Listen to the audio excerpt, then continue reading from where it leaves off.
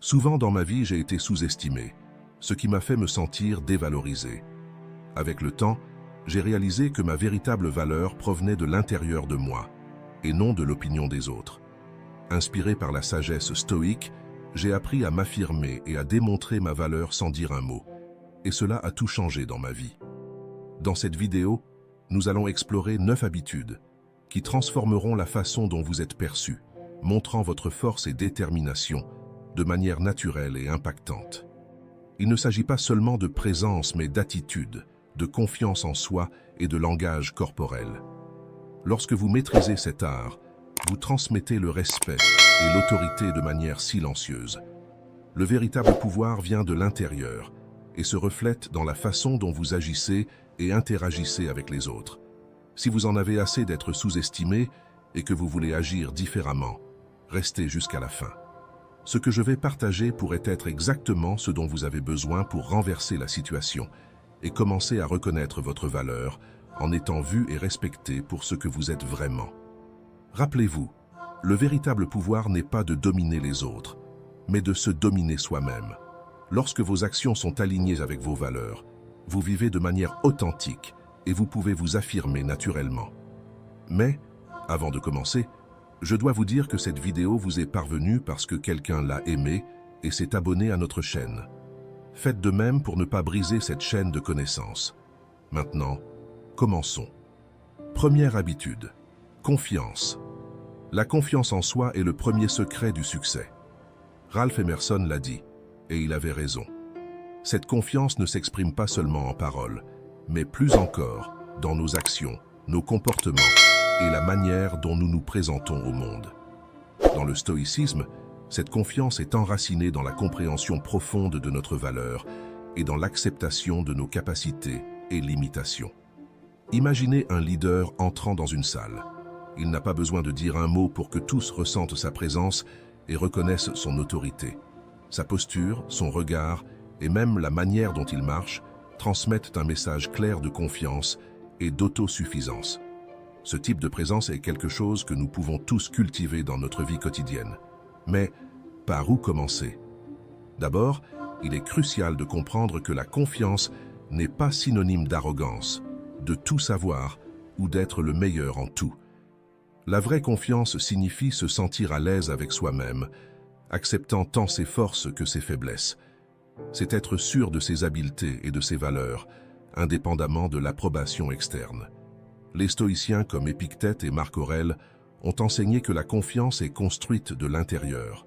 Selon Épictète, aucune personne n'est libre si elle n'est pas maîtresse d'elle-même. Cela signifie que la vraie confiance vient de l'intérieur, de la maîtrise de nos propres actions et réactions, et non de la manière dont les gens nous jugent ou de la valeur qu'ils nous accordent. Une autre habitude fondamentale est la pratique de la présence consciente. Soyez pleinement présent dans le moment, que ce soit lors d'une réunion ou dans une conversation avec un ami. Gardez une posture droite, regardez les gens dans les yeux et écoutez activement. Cette présence consciente non seulement montre du respect pour les autres, mais renforce également votre propre sécurité et valeur. La confiance est une habitude qui se cultive à travers de petits changements de comportement et dans notre manière de penser. Et c'est l'une des qualités les plus attrayantes qu'une personne puisse avoir. Mais rappelez-vous, la confiance est silencieuse. Vous n'avez pas besoin de parler de vos réalisations ou de vous montrer. Il suffit d'être présent, authentique, et de maintenir la calme intérieure. En intériorisant la sagesse stoïcienne et en pratiquant la confiance dans vos actions quotidiennes, vous découvrirez que le pouvoir de vous imposer et de démontrer votre valeur est en fait en vous, attendant d'être révélé. C'est comme l'a dit Marc Aurèle, regardez en vous-même. C'est là que se trouve la source du bien et elle peut couler continuellement si vous la cherchez toujours. Deuxième habitude, tranquillité. Imaginez que vous êtes dans une réunion de travail et qu'une discussion tendue commence. Tout le monde élève la voix, essayant d'imposer ses opinions. Alors, vous remarquez quelqu'un qui reste tranquille, observant calmement. Cette personne ne dit pas un mot, mais sa présence est remarquée. La tranquillité dans ce scénario parle plus fort que n'importe quel cri. La tranquillité, c'est comme un lac serein en plein milieu d'une tempête, tandis que tout autour est agité. La surface calme reflète force et autocontrôle. Cette calme et rationalité montrent une maîtrise de soi et une clarté mentale, des qualités hautement valorisées dans n'importe quel contexte. Mais pourquoi est-il si difficile de rester calme dans des situations de tension? La réponse peut résider dans notre réaction instinctive au stress, où souvent nous confondons activité avec productivité. Sénèque, un des grands philosophes stoïciens, enseignait que la paix intérieure n'est pas l'absence de défis, mais la capacité de gérer ces défis de manière équilibrée. Tout comme les stoïciens tiraient avantage de la sérénité pour prendre des décisions avisées, nous pouvons apprendre à appliquer cette habitude dans notre vie quotidienne pour démontrer notre valeur sans avoir besoin de parler. Lorsque nous cultivons la tranquillité, nous augmentons notre capacité d'écouter activement, sans interrompre ni juger. Nous sommes également capables de maintenir une posture calme, même dans des discussions enflammées, et de répondre aux critiques sans réagir de manière défensive. Si vous réussissez à faire cela, vous êtes sur la bonne voie. La tranquillité est quelque chose d'incroyablement attirant. Lorsque vous êtes calme, vous transmettez une sensation de sécurité et de stabilité, quelque chose que beaucoup de personnes trouvent irrésistible. Dans le contexte de la sagesse stoïcienne, la tranquillité est une démonstration puissante de valeur et d'autocontrôle. Dans un monde où beaucoup sont tentés de parler fort et d'agir impulsivement pour être remarqués, cultiver la tranquillité peut être une manière silencieuse, mais extrêmement efficace de s'imposer. Il est important de comprendre que rester calme ne signifie pas être apathique ou jouer les imbéciles. Cela signifie être en paix et en contrôle de ses émotions, une qualité qui, bien que silencieuse, en dit long sur votre caractère. La tranquillité est la clé pour maintenir l'esprit en équilibre. Comme l'a dit Lao Tse, celui qui connaît les autres est sage, celui qui se connaît lui-même est éclairé. Cultiver la tranquillité est un signe de profonde autoconnaissance et de force intérieure. Et si elle ne se produit pas toujours naturellement dans votre vie, inscrivez-vous à la chaîne où tous les jours, ici, nous apprenons davantage sur la philosophie pratique et comment nous pouvons être aujourd'hui meilleurs que hier. Troisième habitude, intégrité. Dans le contexte de la sagesse stoïque, l'intégrité n'est pas seulement un trait désirable, mais une nécessité pour vivre une vie vertueuse. L'intégrité, c'est la cohérence entre nos valeurs internes et nos actions externes, ce qui nous permet de démontrer notre valeur sans avoir besoin de mots. Une personne intègre n'a pas besoin de clamer ses vertus ou capacités. Ses actions parlent d'elle-même. C'est la manière dont elle agit, même quand personne ne regarde, qui définit son véritable caractère. L'intégrité ne peut être feinte, elle doit être profondément enracinée en vous. Pour cultiver l'intégrité, vous devez d'abord connaître vos propres valeurs. Qu'est-ce qui est important pour vous? Quels principes guident votre vie? Prenez le temps de réfléchir à ces questions et assurez-vous que vos actions correspondent à vos réponses. Lorsque vos actions sont alignées avec vos valeurs, cela change la perception que les autres ont de vous, projetant une authenticité très attrayante. Une autre partie cruciale de l'intégrité, c'est d'être honnête, non seulement avec les autres, mais aussi avec soi-même. Cela signifie admettre ses erreurs et en apprendre. Les gens respectent ceux qui ont le courage de reconnaître leurs erreurs et de travailler à s'améliorer. Être honnête vous libère du fardeau de maintenir de fausses apparences, vous permettant de vivre de manière plus légère et paisible. Il est important de se rappeler que l'intégrité n'est pas construite sur de grands gestes, mais sur de petites attitudes cohérentes. S'engager à être ponctuel, livrer le travail à temps, traiter tout le monde avec respect et compassion, indépendamment de qui ils sont ou de ce qu'ils peuvent offrir. Ce sont ces petits actes qui construisent un caractère intègre. Quand vous vivez avec intégrité, vous devenez une personne de principes et de valeurs solides, construisant une vie de signification et de but. L'intégrité, c'est la base pour la confiance en soi et le respect des autres. Souvenez-vous des mots de Marc Aurèle. L'intégrité est l'âme de l'homme. Sans elle, il n'est rien. Quatrième habitude, l'autocontrôle. La véritable source de pouvoir et d'influence ne consiste pas à contrôler les autres ou les circonstances extérieures, mais plutôt à se gouverner soi-même. L'autocontrôle est la clé pour démontrer notre valeur de manière silencieuse, mais puissante. En maîtrisant nos réactions, émotions et impulsions, nous projetons une présence forte et fiable qui parle plus fort que les mots.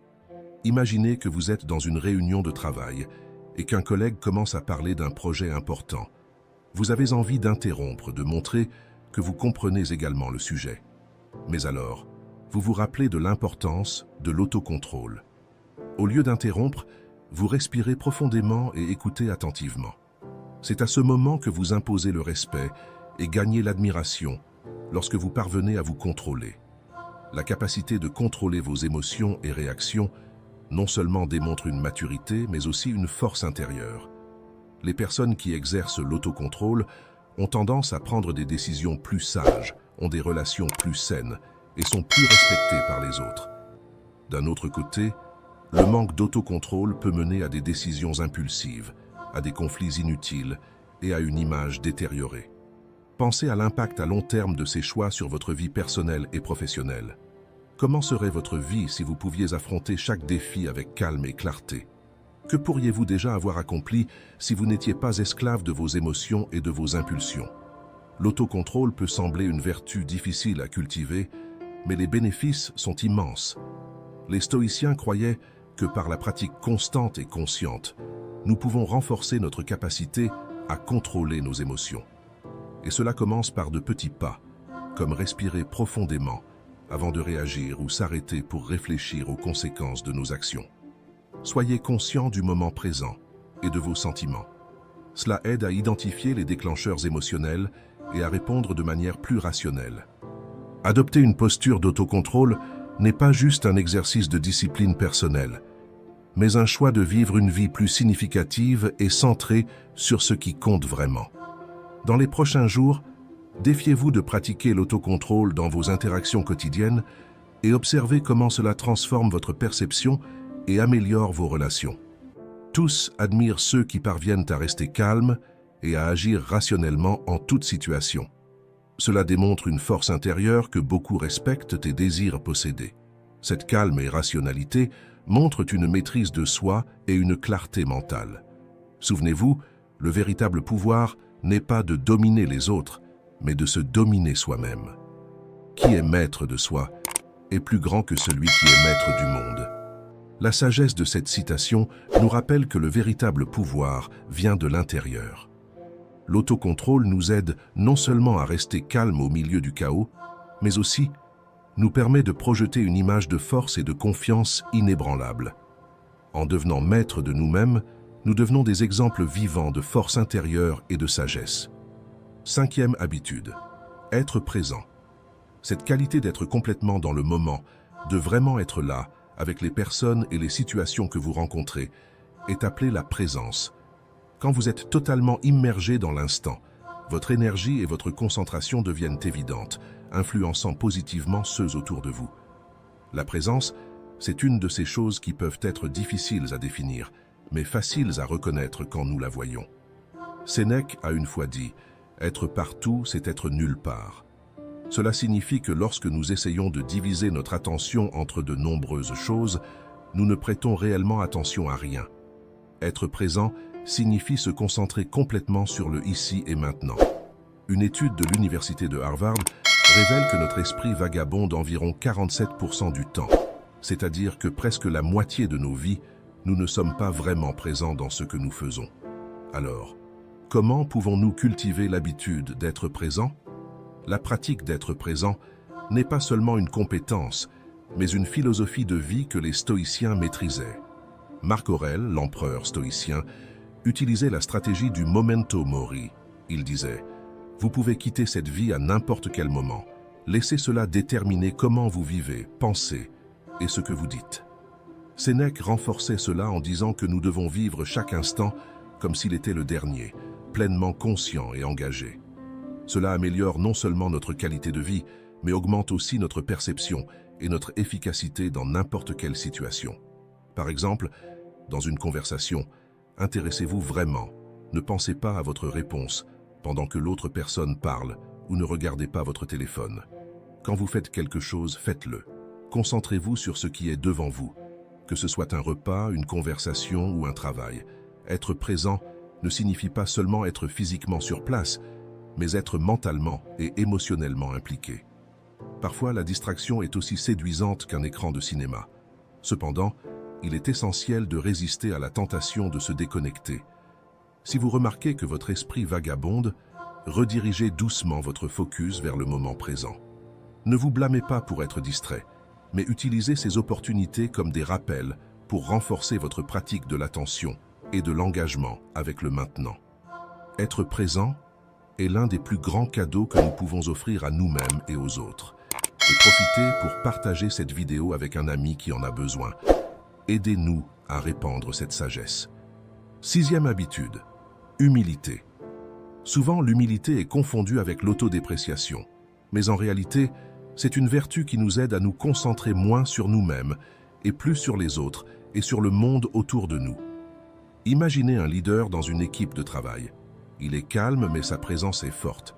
Il n'a pas besoin de parler de ses réalisations ou de ses compétences.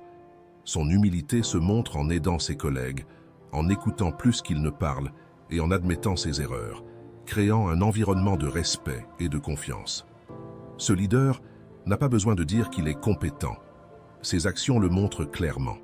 Maintenant, pensez à un chef qui parle toujours de ses réalisations ou corrige les autres pour montrer qu'il a raison. Qui a besoin de diminuer les gens pour se sentir important? Est-il aussi respecté que le premier leader? Probablement pas.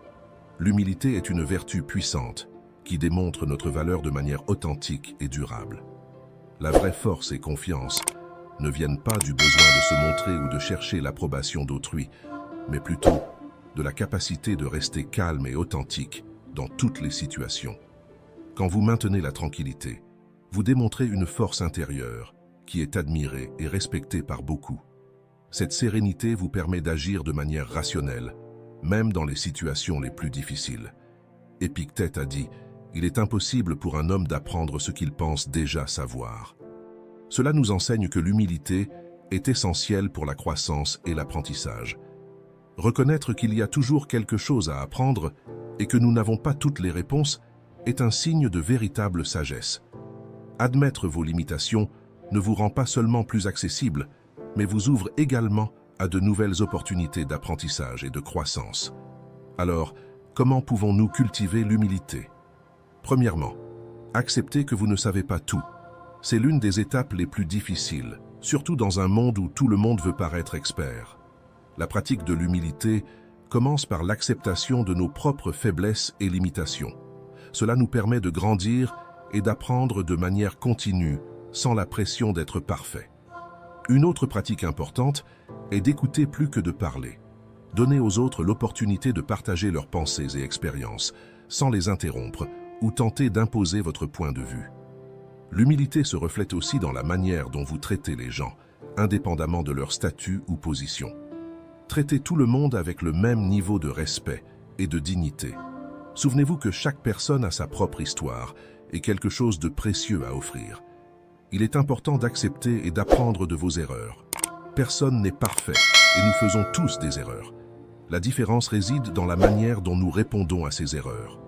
Au lieu de vous défendre ou de trouver des excuses, admettez quand vous avez tort et montrez-vous disposé à apprendre et à vous améliorer. Cette capacité à être vulnérable et honnête au sujet de vos défauts est une démonstration de grande force. En pratiquant l'humilité, vous devenez plus accessible et authentique. Les gens se sentent à l'aise près de vous, car ils ne ressentent pas la pression de devoir impressionner ou de compétir. Souvenez-vous, l'humilité n'est pas une faiblesse, mais un signe de véritable pouvoir et de sécurité. C'est la base d'une vie riche en apprentissage significatif et en relations authentiques. 7e habitude, patience. La patience est amère, mais son fruit est doux. Aristote. Dans un monde où l'empressement et l'impatience dominent, la capacité d'attendre, d'observer et d'agir au bon moment est une démonstration silencieuse, mais cristalline de force et de sagesse. La patience est une vertu qui peut transformer la manière dont vous êtes perçu et comment vous vous reliez aux autres. Imaginez un bambou qui grandit. Durant les premières années, il n'y a presque pas de croissance visible. Cependant, sous terre, il développe un système racinaire robuste et complexe. Lorsqu'il perce finalement la surface, il grandit rapidement, atteignant des hauteurs incroyables. Ainsi est la patience. Sa valeur peut ne pas être immédiatement visible, mais elle construit une base solide qui permet une croissance exponentielle. Nous vivons à une époque accélérée où tout le monde veut des réponses rapides et des résultats immédiats. La patience est la capacité d'attendre sans frustration, d'accepter que les choses prennent du temps et de maintenir son calme dans ce processus. Les personnes qui cultivent la patience montrent un contrôle interne qui transmet confiance et autorité.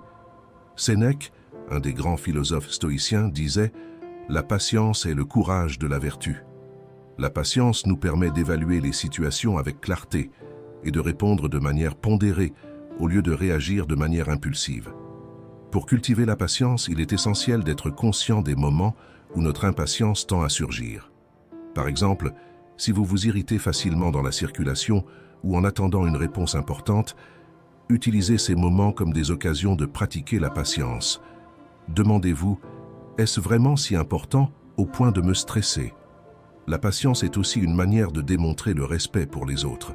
Lorsque vous attendez votre tour pour parler ou donner de l'espace pour que les autres expriment leurs idées, cela montre que vous valorisez leurs opinions et contributions.